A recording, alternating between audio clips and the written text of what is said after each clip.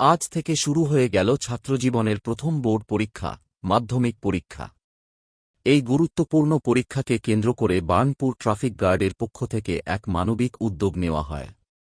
বার্নপুরের রহমতনগর high স্কুলে অবস্থিত পরীক্ষা কেন্দ্রে মাধ্যমিক পরীক্ষার্থীদের উৎসাহ দিতে ফুল ও পেন বিতরণ করা হয়। এই কর্মসূচিতে উপস্থিত ছিলেন ট্রাফিক এসিপি এনবি জসিম এবং ট্রাফিক ওসি আমিরুন রহমান খান। পরীক্ষার্থীদের সঙ্গে কথা বলে তাঁদের মনোবল বাড়ান তাঁরা এবং নির্বিঘ্নে পরীক্ষা দেওয়ার শুভেচ্ছা জানান।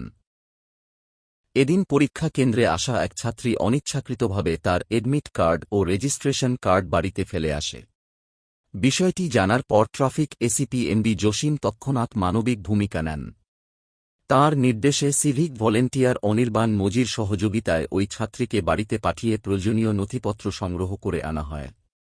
পুলিশের এই দ্রুত ও দায়িত্বশীল সহযোগিতার ফলে ছাত্রীটি নির্ধারিত সময়ের মধ্যেই পুনরায় পরীক্ষা কেন্দ্রে পৌঁছে নির্বিঘ্নে পরীক্ষায় অংশ নিতে পারে। পুলিশের এই মানবিক উদ্যোগে খুশি পরীক্ষার্থী ও অভিভাবকরা। পাশাপাশি শিল্পাঞ্চলের বাসিন্দারাও বার্নপুর ট্রাফিক গার্ডের এই উদ্যোগকে সাধুবাদ জানিয়েছেন।